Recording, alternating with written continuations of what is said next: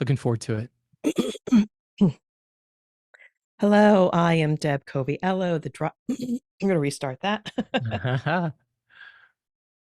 Good thing for water and liquid, right? I know, I know.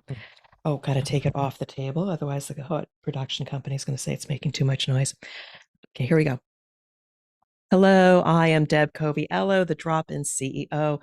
And as always, I'm grateful you've joined us for another episode of the podcast where week after week I have the distinct pleasure of having the most amazing guests on the show who share their insights. And along the way and through the conversation, they hopefully inspire you. And if you love this episode, please subscribe, rate, review. And the most noble thing you can do is share this with at least one person so they can benefit from this great resource. And I do this work because I sincerely care about the C suite leader of today and tomorrow to navigate their challenges with confidence. And this week, I am so excited to bring on to the show Garrett Delph, who is founder, CEO with 25 plus years of experience building and scaling companies. He's empowered founders and CEOs of companies with over $5 million in annual revenue to optimize operations, align teams, and create a people first culture that drives sustainable growth. And he understands the messiness and chaos firsthand, and he knows what it takes to break through to success. And through his Mm. company, Clarity Ops, he does this purposeful work. Garrett, welcome to the show. Hey, Deb. Thank you so much. Great to be here. Yeah, and I'm going to just kick it off right here. You have the most amazing voice, so continue to be guests on podcasts. And I understand you're going to start your own amazing guest or amazing voice. It's keep it up. That's But I super kind of you. Thank you. So to my audience, I was introduced by people in my network to Garrett, and as I'm going through his bio, because he was very interesting, a very interesting background that I think highly aligns with my brand. And you know that I go into businesses, I look at the landscape, partner with C-suite leaders, and help elevate the business for a lasting impact. But he also has this item in his bio that really, really resonates with me, and I think you're going to enjoy this conversation. And he talks about complexity and chaos are normal in business, but left unchecked, they can kill a business. And now I Truth. know that's really strong, but so many leaders really don't pay attention or ignore some of these things. And so people like Garrett and myself are here to help get rid of that messiness. So That's right. That's yeah, right. super resonates with me, but I want to give you the stage a little bit and just share a bit about yourself, your backstory with my audience, and then we're going to have an amazing conversation. Awesome. Awesome. Thanks, Deb. Great stuff. A little bit about me. I'm also happily married, been married about just over 20 years. We have four beautiful kids, span the full gamut. Oldest is 25, youngest is 14. And so we still got our hands full.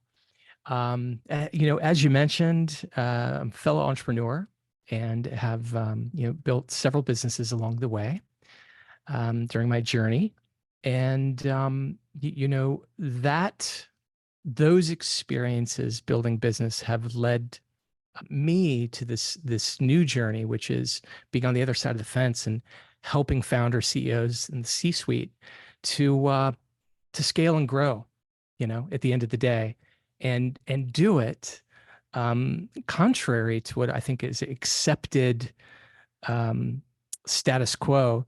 You can do it with order, with high happiness and low stress. You don't have to do it in a world of chaos, which I think most businesses have accepted.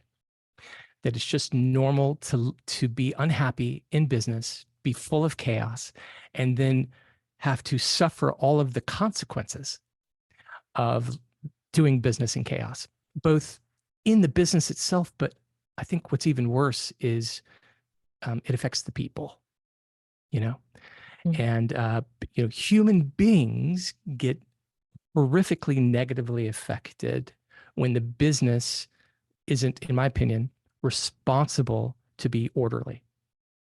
So, those are some things about me, and looking forward to the conversation, Deb. Yeah, so order. You're speaking to my heart. I mean, I grew up in a tough environment. I went into the corporate world and Mm, things were kind of messy and disorganized. And I think out of my disdain for chaos and crisis and being tumultuous, I run into chaotic and crisis situations because I want to put order. But it's not just right. as simply the act of putting things in order. It's you Hmm. got to calm things down. We got to remove the impact on the people because they're going to suffer, as you say, greatly as a result They of do. the status quo of just letting businesses run amok. Yeah. Yeah. Truth. So, Truth.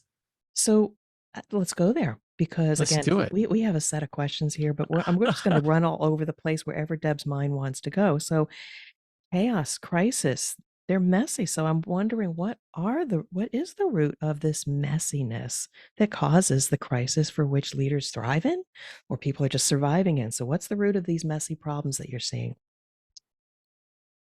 That's a that's a great question.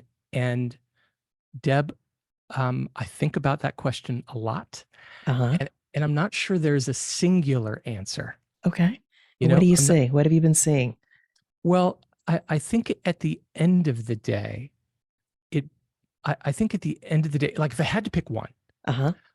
I would say the root is based on what the leader or the founder or the set of leaders value.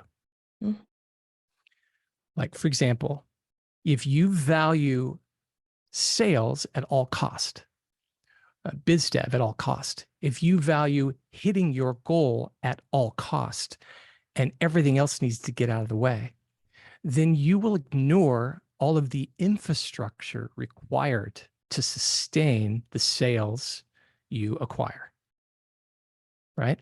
So if I had to say one, I'd say that would be that'd be my answer. I mean, it's a tough place to be in because as a founder or a CEO of a company, you need sales. I mean, the stakeholders are looking for the sales and Truth. the return on their investment. Yep.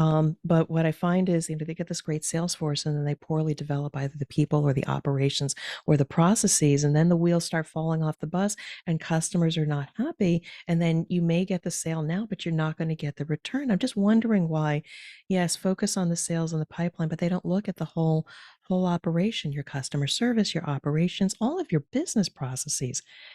That's And right. I That's just, right. It's a great comment, Deb. In business, especially like, the domain of manufacturing, for example, we talk about supply chain, which is a whole host of connected third-party vendors that are contributing ultimately to the output of the business towards the customer. Yeah, supply chain. But here's one thing most businesses don't talk about is the inside of the business is its own supply chain, right? And so you have HR, finance, IT, sales, marketing, customer success, right? All of these, just like the human body, are intricately interdependent and woven together and need each other to be working toward the same goal, connected. But in the world of business, mostly it's siloed. Mostly they don't communicate, right? And so it's no surprise, we talked about a little earlier, 9 in 10 of businesses fail because they don't focus on the thing that keeps them sustaining its infrastructure. So although businesses are very surprised when their customers are churning at an astronomical rate, and they're very surprised that their employees are churning at an astronomical rate, even though they had these seasons of successful sales. Um, you know, I'm going to contend, and my hypothesis is it's about infrastructure and it's about organizing that infrastructure. so I'm going to say amen. Holistically agree with you. I remember being back in my corporate life, there was a kick on doing the customer journey and teaching us how to do customer journey maps and all of the different touch points from the different functional areas across that customer experience. And we're playing the games and doing the breakout sessions. And then all of a sudden I said to myself, And I said this, I said, but what about the internal customers? I said, if the Mm, internal customers are not interfacing or in silos or not that's right. communicating, I said, your external customer is going to feel the pain. So why Mm, don't we focus on what the internal customer journey, service level agreement, expectations, and breaking down the silos. And mind you, you do need silos for compliance, checks and yes. balances, but the business, to your point, needs to focus more on the internal I love operations it. in Can I, concert with the sales. You still need the sales too. yeah, you do. Yeah. Yeah. You got to have the sales. I'd love to comment on your comment. Um, the internal customer, Mhm. which you didn't say it, but I am inferring you meant the people, the employees in the business. Of course, yes. And so I heard this years ago and implemented it as soon as I heard it, which was treat your teammates as if they are the customer. Mhm. Imagine if the business treated its bespoke functions and treated its people, and the people treated one another the same way we follow Bezos's lead and put the customer on a pedestal. Imagine if sales put on a pedestal marketing. You know, imagine if customer success put on a pedestal production. Imagine if production put on a pedestal sales. And they all understood their value props, but they also understood their need to serve one another for the ultimate success of the business. Like that is radical transformation, radical transformation. And Um, yeah, keep going. yeah, no, no, please. I just, that was my Yeah, comment on your we're comment. I gonna think we're riffing back and forth here it's a because good one. because it's one of those things that I talk about in my book is like, we can beat the people to get the sales because we are rewarded for getting results. But leaders should actually be in pursuit of peace of mind, or in other words, those greater outcomes. So to your point, Yeah. making sure that everybody is up on a pedestal, that everybody is being treated with respect. Treat your internal people like they're your customers. These are values, and Yeah. the outcomes of, people feeling needed, respected, working collaboratively, if we work towards those outcomes, don't you think we would then get the results and the sales and the Truth. sustainable sales? Truth. That's right. And I guess let's camp here a little bit, if it's okay. I mean, if you think about going back to, the internal customer versus the external customer, if you think about all of the energy, time, and money a business goes into understanding the persona of their customer, understanding their pain, their problems, their with them, right? What's in it for me? Um, Imagine if the business looked internally and went through those same exercises. When you talk about an internal supply chain, you say, all right, for example, if we roll out a sales campaign next Friday and we're trying to close 100 deals on that campaign with the offer, has anybody thought through if 100 new customers show up next Friday through Monday, how that is going to impact the other functions of the business? And are those other functions of the business prepared to service the new customer demand? Most businesses don't think through this, right? Especially in businesses that depend on humans to deliver. And I think that's where the magic is. For businesses to end up not being a stat, which is they're one of the 9 of 10 that failed.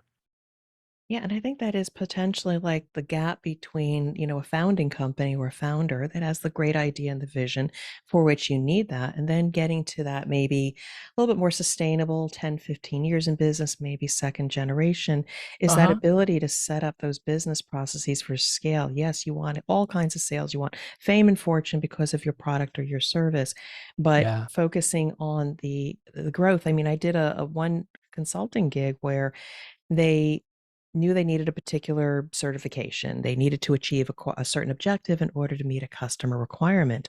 But Okay. along the way, we realized that, well, we didn't have a cross-training plan for sustainability when people weren't here, people Right. retired, they weren't thinking about that succession planning, they weren't looking at their current resources and do they have all the skills and capability for that next level? What if we built a new facility with new equipment and we'd have to start and we were no longer a mom and pop shop. They're not Right. always thinking about that. I love working for customers that are in that state of vision and can see it versus those that Hmm. say, "Oh, heck," and go into crisis and whatever. So I'm very Right. curious. Yeah, we got to stop this. How do we help these founding companies move to a place of thinking more like a CEO or strategic, and how do I scale? Because I think that's kind of where you drop in, is helping them make that transition and setting them up for success. Yeah. Yes. I would say that's accurate. I That's mean, is that what your there is business a is all about? Clarity ops is what you are set up to do? you got to be clear. You Yeah. got to be clear. Mhm. There's nothing worse than being in a business where you're not clear, you're fuzzy, you don't have transparency, there isn't clarity. Confusion leads to chaos, chaos leads to a dead business. Mm. That's it.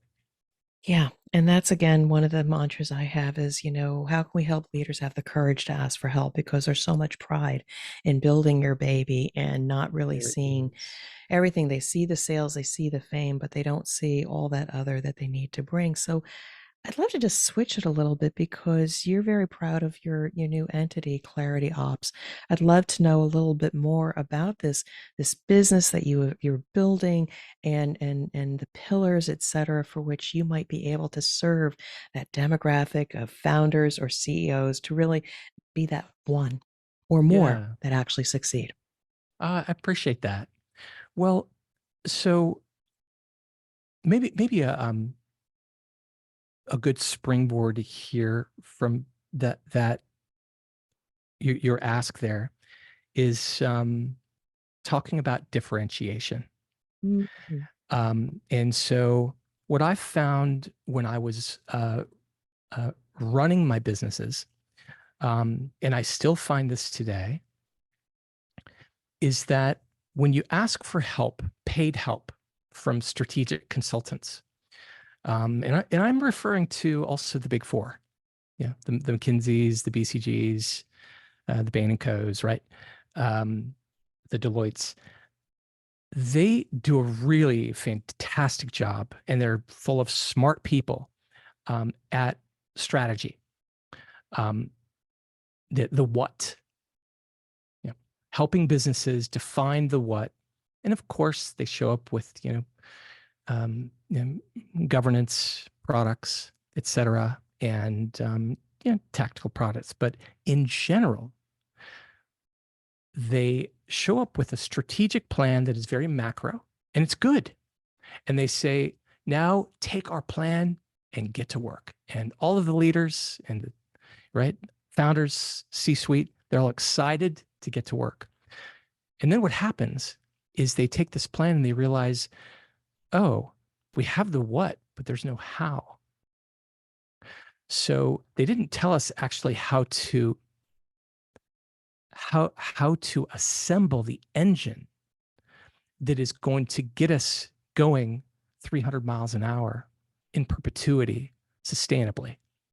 They don't tell us about how all of these thousand pieces and parts need to come together in unity in an interconnected fashion so that this macro strategic plan actually works and can be fulfilled. And that is where Clarity Ops um, steps in and differentiates. By default, I had to build engines internally, and that was mostly because I was allergic to and averse to chaos. I actually couldn't stomach it. I couldn't stomach it for my mind and my heart, but I couldn't stomach it for the people.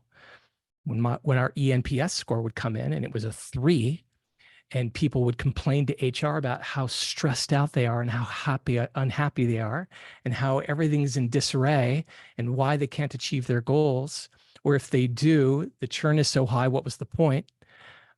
You know, over 25 years, I was like, this is where we spend most of our life.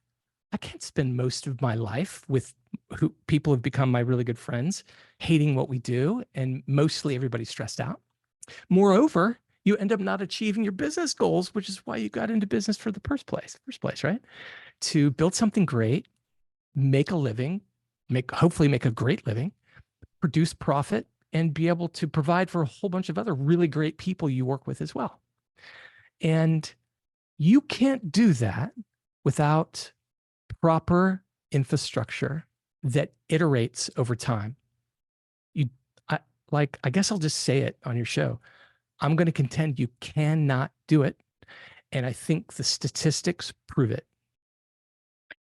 So again, you are so aligned to what I do, and I so understand that. You know, that's what gives sometimes consultants a bad name because they drop Mhm. in, they give you the assessment, and then if it doesn't work, you blame the consultants, and then you rinse and repeat. Hence Right. why we have to differentiate ourselves is not just the what, the how, the why, the who, and we may be the who also integrated within that business. So I really Yes. appreciate that. And we got to talk more afterwards because For you talk sure. about clarity is in the name of your company. And I have a quote in my book, clarity amid chaos breaks through all the noise. Oh, So that's good. yeah, and, and I made that one up. So you can That's quote me good. on that one. So Yeah. I'm very keen on learning more though about kind of then what is different in terms of your offers. Like what do you see as, the magic secret sauce without giving everything away, but it is on your Sure. website that kind of differentiates you in what you see is needed within the business. And is it one size fits all or customized or what? How do you Yeah. work with somebody?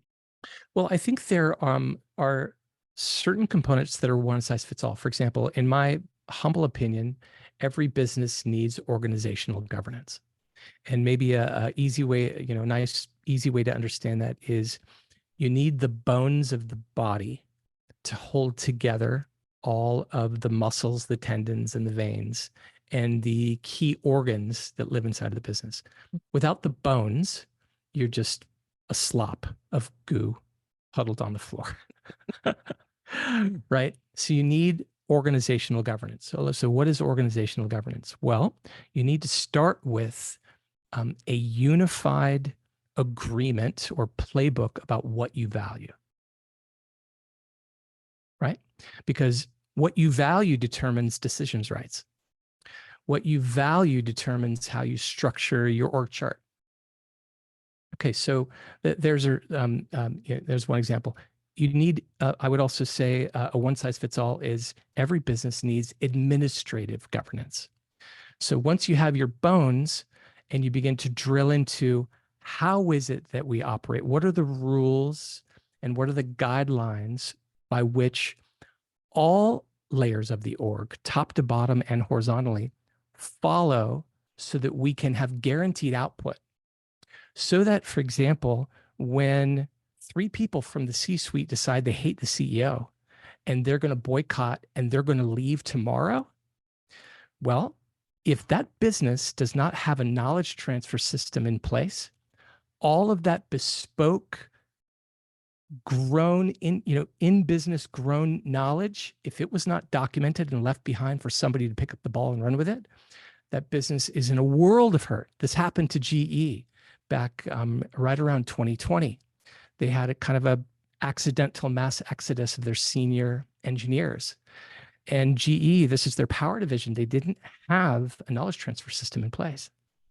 And as a result, they tried to replace all of these senior engineers and they couldn't. They lost billions, billions because they couldn't transfer the knowledge that had been built up over all of these years with these senior people into the new people that came in and needed to be able to drive the car. It's Yeah, a big deal. I mean it is, and again, we're more similar than I thought because I one of the things that I saw was when and getting to build a team, maintain a team, merge teams together, Yeah, leaders don't often spend time understanding the pride of the people. When I speak about pride, it's what they're most proud about in terms of their intellect or the things that they have created or their intellectual property. And so often it's a widget, it's a piece of technology for which we patent. But what we don't do is really respect the individuals and their unique intellectual property, respect it, understand that it exists, and then that's right. standardize it such that we can perpetuate their legacy to sustain the business. 100%. Yeah. So 100%. Yeah, I think we're 100%. singing to the So, same song sheet here. So let's keep going. so like, there are one size fits all. Every human body needs bones, you Mhm. know? But then you get into the details about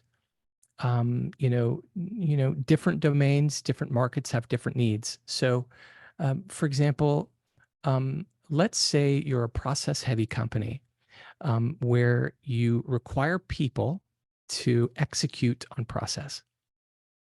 And part of your value proposition as a business requires a critical path turnaround time and a margin of quality required to make the customer happy. So in that business, for example, if that business does not have, for example, tools like benchmarking calculators, so they can ensure when they go into manufacturing or they go into assembly, and let's say that there are 25 touch points and each touch point gets handed off to a new touch point. Well, you need to be able to measure the assembly of each of those touch points so that you achieve your quality and your turnaround time requirements to deliver. Most businesses don't have benchmark calculators. They don't have a way to measure and then require and hold accountable all of the people that do those things. They just don't. And so they willy-nilly and get by. And again, I'll go back to the stats. It's no surprise to me that 9 out of 10 businesses fail over the course of 10 years, right? Because Yeah. if you can't measure it, you can't manage it. If you can't manage it, then you have a business that will, your mileage will vary. It will behave the way all of the people in the business behave, of which you have no control over. There's no predictability. I mean, again, when you're a startup company, again, it's all hands on deck. It's all about getting that first sale. You do whatever you need to do. But once things are humming along and that sales engine starts cranking and you get more and more of those sales, we haven't given the people the tools or the process or the standards for which they say this job should take this amount of time to achieve this quality and to be able to predict. So That's again, right. I know it's a big miss. And I think there's just almost like CEOs and founders need to kind of go back to an MBA 2.0 or something to realize if you want to scale, there's some certain things you might be missing along the way. Yeah. Yeah. I agree. I agree. I was thinking too, um, you know, I find that I, I can be extremely valuable to a startup, right? But Okay. I think I'm even more valuable to a seasoned business that lost their way. In the beginning, there were, they grow, they have success, they figure it out. The customer base isn't large enough, or the value offering isn't so complex that in their first 5 years or 8 years, they didn't need these infrastructure, but suddenly they had a hockey stick in growth. And that new growth demand requires infrastructure that they don't have. And so they got a lot on the line. They have a lot of employees, they have decent revenue, but now they are at risk in lots of really big ways if they don't fix infrastructure to support the new hockey stick and growth. And that to me, I think is the most exciting. And I would even contend, I think MBAs are great. I don't have one. I hope to get one. I think they're great, but I don't think there's anything that can beat somebody who has actually been in the trenches and has solved repeatedly, year in, year out, real business world problems that businesses are trying to scale and grow face, and seen a lot of those problems. I don't know if an MBA can compete with that. I saw Steve Jobs do a really great speech, and he's like, "How many of you guys here in here are consultants?" And a bunch of people raised their hand, and he poo-pooed on them, and he's like, "No, I'm just giving you a hard time. I'm sorry." He's like, "But in all seriousness, here's the thing: you guys don't have. You don't have the battle scars. You don't have the wounds. You don't have the context for what it's like to be in the trenches and solve real problems and come out the other side successful." And he said, those are the people I want to work with. So, shall I assume that's the kind of person you are and the people you have on your team? A lot of battle That's scars? that's right. A lot of wounds, but they're healed, and we're better off for them. You know. So people that might be listening or people I've had on my show, I do focus on those small and medium-sized companies. They're often got a great culture, great leadership, and I want to be there for them, not just in crisis, but also in good times and help them scale. But if you wanted to kind of talk to those kinds of leaders out there, like what would you say to them? What are they feeling right now? Let's just say you're kind of having a conversation right now because I want them to really listen to this and say, maybe I do need to give Garrett a call or just have a conversation. Or also my other demographic, I got a lot of leaders up and coming. They're in corporations, small, medium, large, and I want them to also have that insight to raise their hand and say, maybe we need some help. So what kind of conversation would you have with that leader to get them to think maybe they might need your support? Yeah, I appreciate that. Well, I always think the very first required step is the acknowledgement of, I think we have a problem. You know, when the student is ready, the teacher will appear. I'm not saying that a business is a student. I'm not saying that, but we get it, right? Like, there's no amount of marketing that you or I could ever do that will um, convert somebody who does not believe they have a problem. So I'd say the first step is, if one of your listeners or many of your listeners are like, I'd say we're a good step for the conversation is they realize we're in pain, we have a problem, and not that they need to know exactly why, but they're just like, we're not happy, stuff is broken.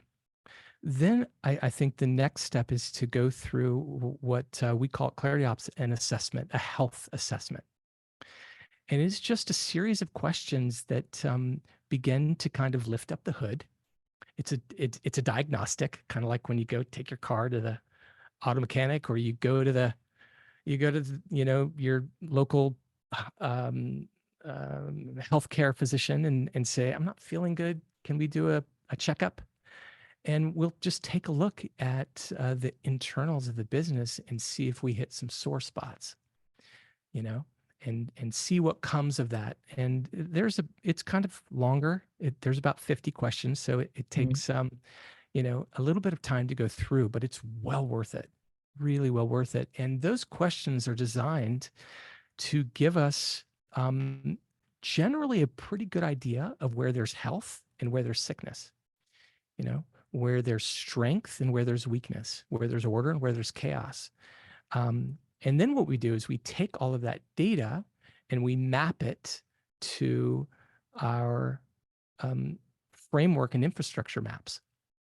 And then we demonstrate and show how, when the things that are broken get fixed, or at least proposed what we think are broken get fixed, how it will ultimately help their business and their people break free and get onto a path for scalable growth and success. Yeah, I think there's great wisdom in that because sometimes maybe the leaders can't see the forest for the trees. They're focused on the sales and getting things out the door. And I sometimes think the rank and file are kind of quiet and they see things happening, but they don't have a voice to speak up. I encourage anybody out there that just, if things don't feel right, if it's in chaos and even your leadership is running hurry scurry, you might want to just have a private conversation and manage up a little bit and say, this is not sustainable. If you want to maintain this great organization and these great people, could we just take a pause and just assess where we're at? And is there a better way? And there's such strength in having the courage to speak up. What's the worst that can happen? They might not like what you say, And then you move Yeah. on to maybe a better environment. But I encourage anybody out there, if you're feeling unsettled, ask the question, reach out to me, reach out to Garrett, because Yeah. maybe an external view, an external assessment is what's going to help you. Yeah. That's But really another, good. so I'm a curious person here. You've got all this experience here, and kicking off, you have this company, Clarity Ops, to help businesses that are struggling, that are feeling some pain. But where was it along your journey in your 25 years that you were, either you, your team, your boss, whoever, were Yeah. experiencing this significant pain? Because obviously out of the pain came learning and growth, and you said, there's got to be a better way. I'd love to know a real story. Yeah. Sure. Um, let's see. I can give you a story early on. Uh-huh. Early on. This was early on in a business I started in 2007 called Shoot.edit.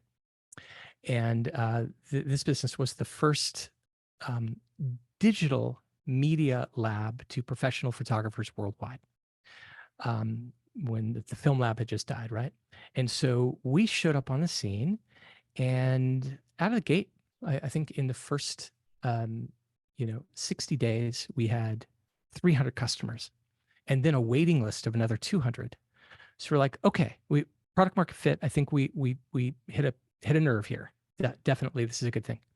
And so one of our value propositions, the very thing that almost failed the business, was we will match your style. Now that we're in a digital age, we can use digital tools and we can make your images look exactly the way you want them. It'll be your own fingerprint. You don't have to look like anybody else. And then I had this great idea. We had at this, quickly we had 30 employees, and 15 of those were editors. And I was like, you guys, we need our editors to talk directly to our customers.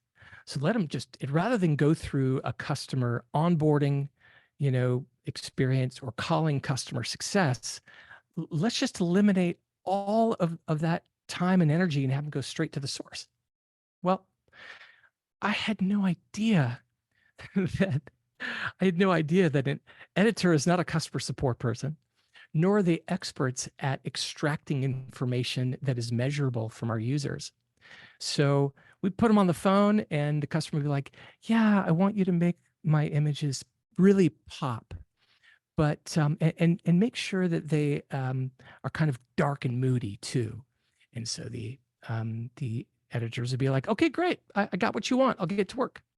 So it took less than 10 days, I think, for me to realize what a grave mistake I made with this initiative. And it boiled down to this, Deb. My first big learning curve is you cannot allow anybody in the business, the customer, the technicians, the leaders, allow to use adjectives as a measuring stick.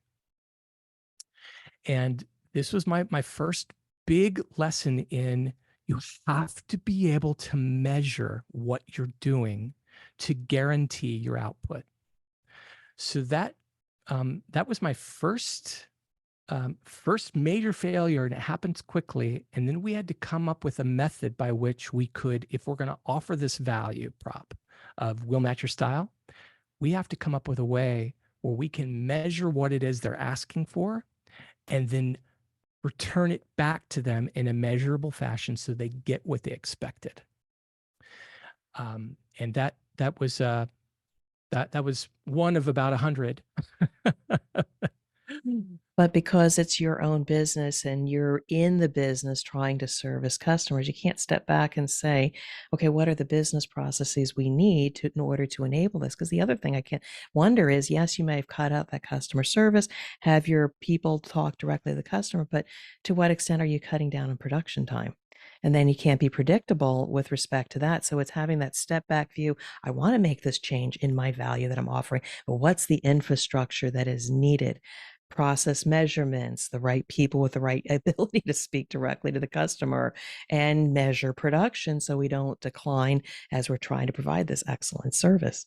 You're spot on. You're spot on. And by the way, what that did is it opened up Pandora's box for me as a brand new founder in this capacity, where I actually didn't know about what it took and what was required to architect processes at scale and do it in a way where it's clear to everybody. And you have systems in place that can constantly be reused. And if they iterate pretty quickly. The change management cycle is pretty quick because you built the processes the right way in the beginning. I didn't know about any of that. So when we were like, okay, we got to figure this out, well, we had to keep digging deeper and deeper and deeper, and start coming up with methods to achieve this stuff because I was none the wiser. I am Right? sure this is one of many battle scars that you have. I Many. too have Yeah. weathered many storms, and it's good because I think knowing that you've been through the good, the bad, the ugly Yeah. gives a little bit Yeah. of credibility to your insight and perspective that you can actually offer CEOs, presidents, founders of companies, be able to have everything you need. So when the good things happen to you, you don't implode, but you succeed. Truth.